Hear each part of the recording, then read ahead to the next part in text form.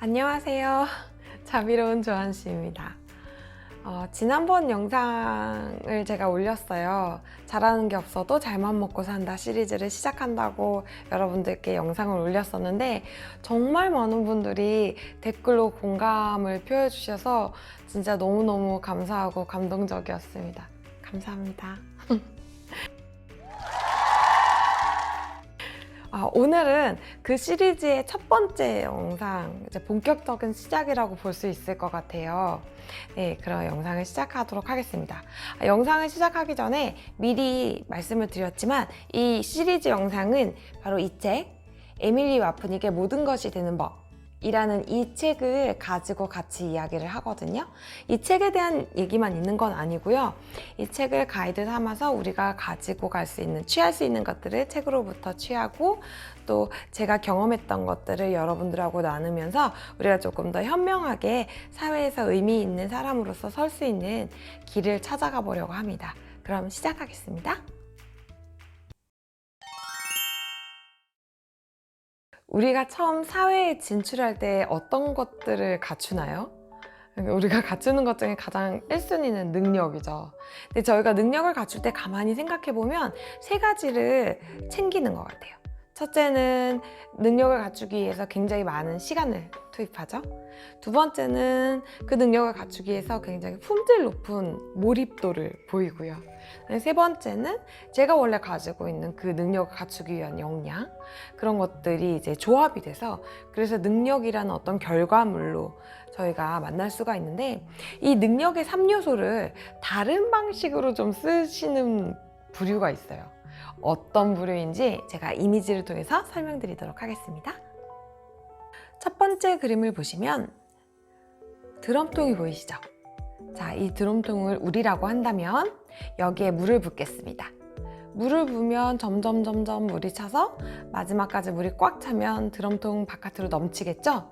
자, 물이 그렇게 넘쳤을 때 비로소 우리의 능력이 준비가 되어서 사회에 이바지할 수 있는 거라고 가정을 해볼게요. 그러면 우리가 드럼통에 물을 부을 때 어떤 방식을 일반적으로는 쓰냐면, 가장 물이 풍부한 수원지에서 튼튼하고 두꺼운, 내가 마련하기 가장 튼튼하고 두꺼운 파이프라인을 드럼통에 꽂습니다. 그리고 수원지까지 연결하죠. 그리고 비로소 수원지에 도착하면 수원지에서 물이 콸콸콸콸콸콸 들어옵니다. 그러면 드럼통이 빠르게 차오르겠죠? 그리고 드럼통 바깥으로 비로소 물이 넘치면서 사회에 이바지하게 됩니다. 그런데 이런 일반적인 방식 말고 다른 방식을 쓰는 사람들이 있어요. 어떤 방식을 쓰느냐? 수원지가 어디인지 잘 몰라요. 그렇지만 수원지라고 추측되는 곳에 혹은 호기심이 닿는 그곳에다가 파이프라인을 연결해요. 어떤 파이프라인은 짧고 어떤 파이프라인은 길겠죠? 여러 개의 파이프라인을 연결하고 그 끝을 드럼통에 연결합니다. 그러면 드럼통으로 물이 들어오겠죠?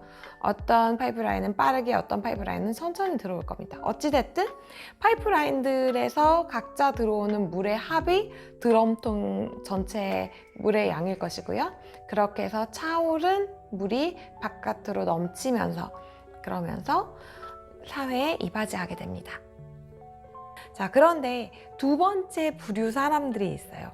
수원지에 물이 얼만큼까지 있을지 그런 것들은 잘 모르지만 어찌됐든 여러 개의 수원지 그리고 여러 개의 파이프라인을 가지고 드럼통을 채우는 사람들, 그런 사람들을 우리가 앞서 봤던 에밀리 와프닉의 모든 것이 되는 법이라는 책에서는 다능인이라고 부릅니다. 다능인이라고 제가 말씀드렸던 이게 조금 어려우실 수도 있을 것 같아요. 그런데 사실 다능인이라는 단어는 우리가 일상 속에서 많이 써요. 아마 제 전 영상에서 댓글에 맞아요 제 얘기예요 이렇게 말씀하셨던 분들은 이런 말 많이 들어보셨을 거예요. 다재다능하다. 그죠? 여러분들은 다재다능하다는 말을 굉장히 많이 들어보셨을 가능성이 높아요. 왜냐하면 파이프라인이 여러 개니까. 그런데 이 다능인에도 몇 가지 종류가 있다고 하거든요. 그 종류를 에밀리 와프닉은 어떻게 정리했는지 한번 보도록 하겠습니다. 첫 번째는 멀티 포텐셜 라이트입니다. 많은 관심사와 창의적인 활동 분야를 폭넓게 아우르는 사람이고요. 두 번째는 폴리매스. 여러 분야에 대해 많이 알고 있거나 백과사전식 지식을 지닌 박식가를 말합니다. 우리 주변에 한 명씩 꼭 있는 친구죠. 세 번째는 르네상스형 인간입니다. 다양한 분야에 흥미가 많고 지식이 있는 사람을 말하고요. 네 번째는 잭 오브 올 트레이즈. 다양한 업무를 해낼 수 있거나 손재주가 있는 다재다능한 사람입니다. 다섯 번째는 제너럴리스트. 우리가 보통 스페셜리스트와 반하는 단어로 많이 사용하는데요. 기술이나 관심 분야 혹은 몰두 대상이 다양하지만 전문화되지 않은 사람을 말합니다. 여섯 번째는 스캐너. 바바라 셔라는 저자가 선택에 대한 거부라는 책에서 처음 정의한 용어인데요. 수많은 비전문 분야에 강렬한 호기심을 지닌 사람을 말합니다. 여섯 번째는 퍼틸라이크. 퍼티 가루 같은 사람이라는 뜻인데요. 여러 개의 정체성을 지닐 수 있으며 다양한 업무를 멋지게 수행할 수 있는 사람을 말합니다. 다능인에도 굉장히 여러 가지 종류가 있죠.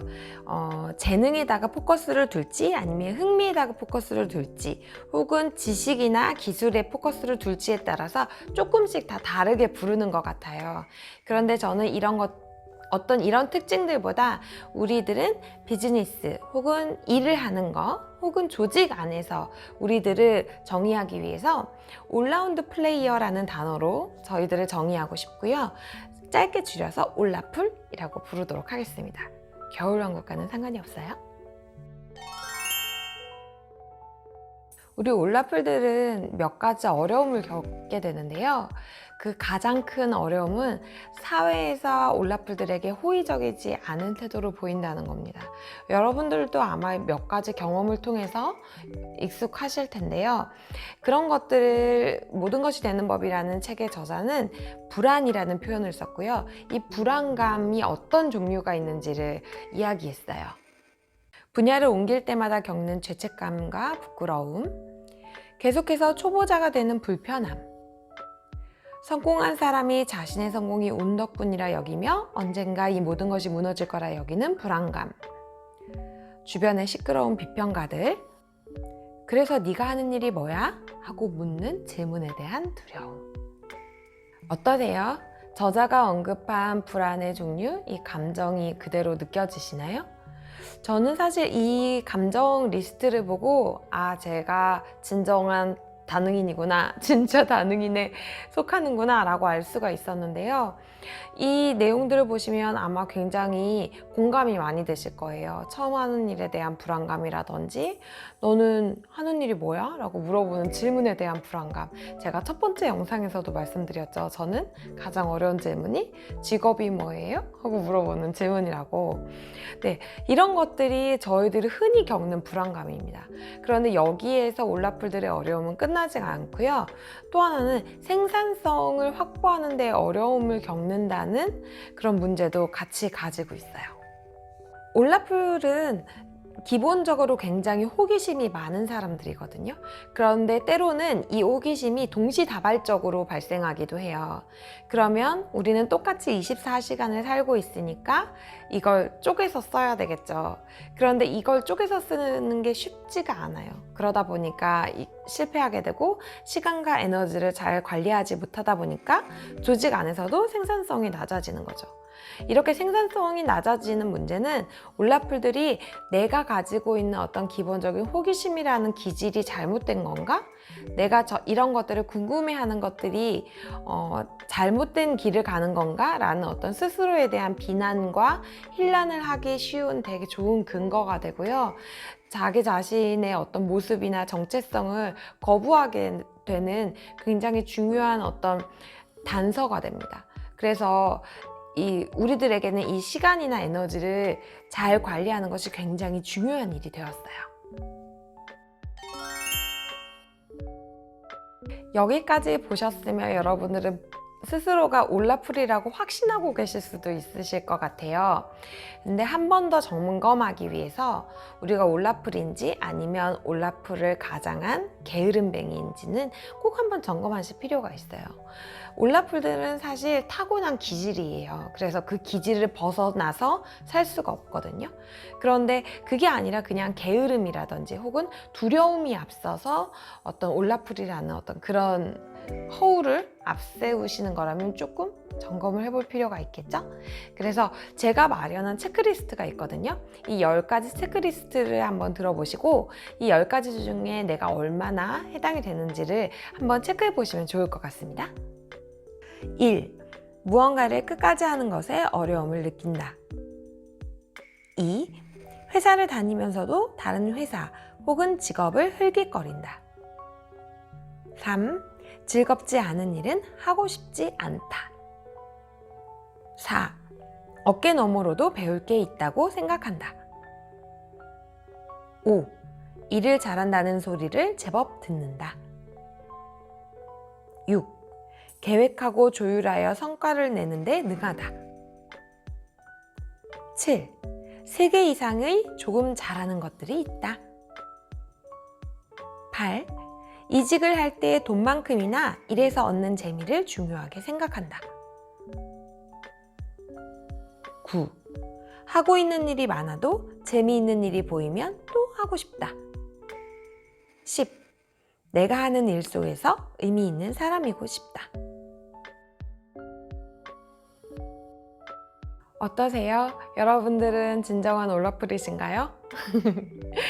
만약에 진정한 올라풀이라고 생각되셨다면 구독과 좋아요, 알람 설정해 주시고 앞으로의 영상도 기대해 주시면 감사하겠습니다. 우리 올라풀들이 사회에서 인정을 받기 어려운 허들은 우리 올라풀에게 있습니다. 남들과 똑같이 주어진 24시간을 잘 할애해서 쓰는 방법, 그리고 이미 한계가 주어져 있는 나의 체력을 잘 분배하는 방법, 심리적으로 고갈되는 에너지를 잘 못듬는 방법, 이런 방법들을 잘 알고 있고 또 그것을 통제할 줄 모르면 올라풀들은 사회에서 인정을 받기 매우 어렵습니다.